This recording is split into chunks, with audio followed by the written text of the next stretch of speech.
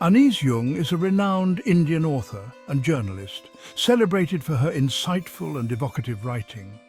She is known for her powerful writing on social issues, particularly those affecting the most vulnerable in society. Her book, The Last String Stories of Stolen Childhood, unveils a harsh reality that many prefer to ignore. It delves into the lives of child labourers in India, shedding light on their daily struggles and the systemic issues that perpetuate their plight. Jung's work is driven by empathy and a deep commitment to social justice. She immerses herself in the lives of these children, understanding their stories and giving them a platform. She gives voice to the marginalised and forgotten children, those who are often overlooked by society and left to fend for themselves in harsh conditions. Through her writing, she aims to raise awareness about child labour, hoping to spark a change in public perception and policy. She wants to inspire action to address this complex issue, encouraging communities and leaders to take a stand against child exploitation. Jung's journey began with a simple desire to understand the world around her. She was particularly moved by the sight of children working instead of attending school.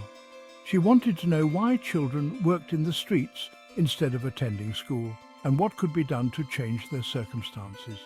Her quest for answers led her to the heart of the problem, where she witnessed firsthand the harsh realities faced by these young labourers.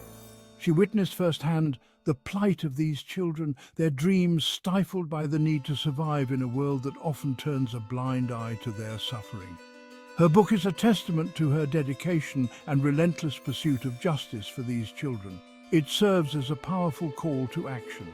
It is a powerful indictment of a society that fails to protect its most vulnerable members, highlighting the urgent need for systemic change.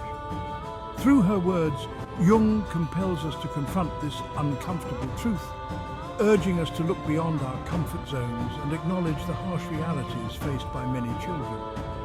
She challenges us to become agents of change, to take responsibility and work towards a future where every child can enjoy their right to a safe and nurturing childhood. Anees Jung's work has not only raised awareness but has also garnered recognition and accolades, inspiring many to join the fight against child labour. Her ultimate goal is to see a world where children are free to learn, play and grow without the burden of labour, a world where their dreams can flourish. Through her tireless efforts, Anees Jung continues to shine a light on the darkest corners of society, bringing hope and a promise of a better future for all children. Child labour is a dark stain on the fabric of Indian society. This issue is not just a minor blemish, but a deep-rooted problem that affects millions of lives. It is a complex issue with deep roots in poverty, illiteracy and social inequality. These factors create a vicious cycle that is hard to break. Millions of children in India are deprived of their childhoods. Instead of playing and learning, they are thrust into the harsh realities of labour. They are forced into labour, often in hazardous conditions. These environments pose severe risks to their health and well-being. These children work in various sectors. From agriculture to manufacturing, their tiny hands are put to work in grueling tasks. They are found in agriculture, factories and domestic work. Each sector has its own set of challenges and dangers. Many are trapped in exploitative situations. They are often underpaid and overworked with no escape in sight. They endure long hours, meagre wages and physical abuse. The toll on their young bodies and minds is immeasurable. The issue of child labour is a national shame. It is a glaring indicator of our failure as a society to protect our most vulnerable. It reflects a failure to protect the fundamental rights of children. Every child deserves a safe and nurturing environment. These children are denied education, healthcare, and the opportunity to dream. They are stripped of their basic human rights and a chance to reach their full potential. Without education and proper care, their futures are bleak. They are robbed of their present and their future. The joy of childhood is replaced with the burden of survival. It is imperative that we acknowledge the gravity of this problem. Awareness is the first step towards change. We must take concrete steps to eradicate child labour in all its forms. This requires a collective effort from all sectors of society. The future of India depends on the well-being of its children.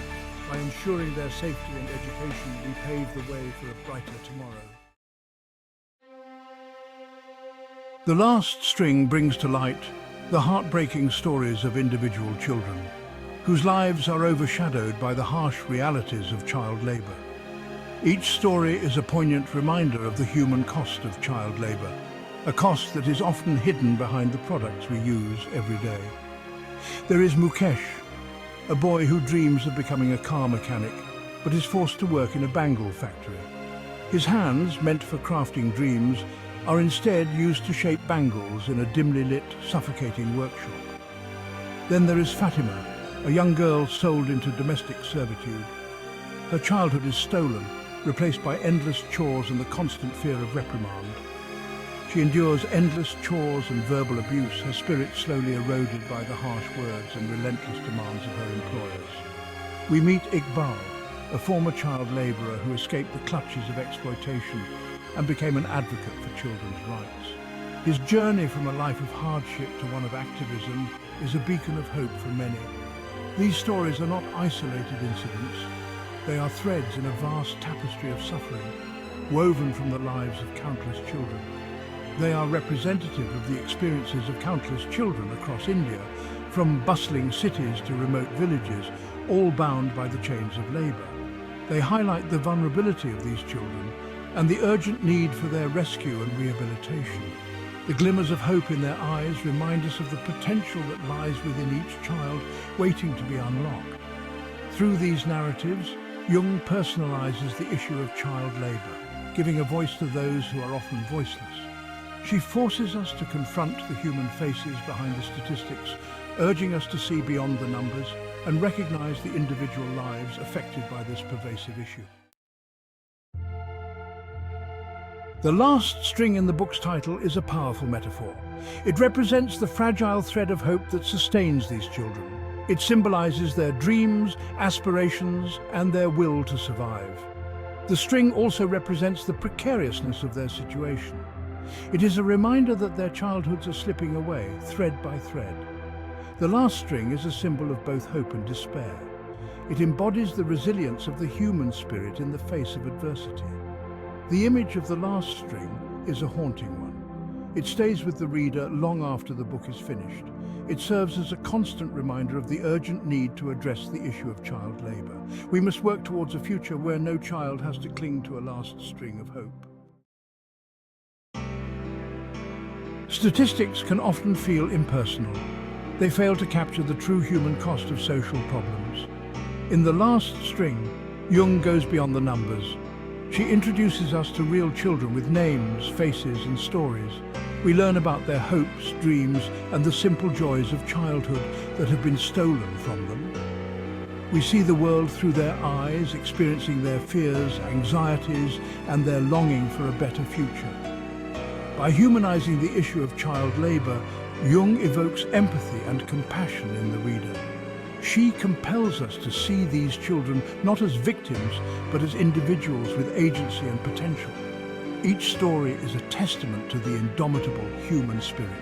It reminds us that even in the darkest of circumstances, hope can flicker and resilience can bloom. Poverty is a major driver of child labor in India. It creates a vicious cycle that is difficult to break. Impoverished families often rely on their children's income for survival. This economic desperation forces parents to make heartbreaking choices. They send their children to work instead of school. This perpetuates the cycle of poverty across generations. Children who work are denied an education. This limits their future opportunities and keeps them trapped in low-paying jobs. The cycle of poverty and child labor is a complex web. It requires a multi-pronged approach to address its root causes. Breaking this cycle is crucial for India's development. It requires a collective effort from the government, civil society, and individuals to create a future where every child has the opportunity to thrive. Child labor is not just a problem for individual families or communities, it is a reflection of broader societal and systemic failures. It is a symptom of a society that tolerates exploitation and inequality. Our economic systems often prioritize profit over people. They create conditions that make child labor seem like the only viable option for survival. We need to challenge these systems and demand greater accountability. We must create an environment where all children are valued, protected, and empowered. This requires a shift in attitudes, beliefs, and behaviors. We must recognize that investing in children is not just a moral imperative, but also an economic necessity. We must work towards creating a society that prioritizes the well-being of all its members, a society where every child has the opportunity to reach their full potential.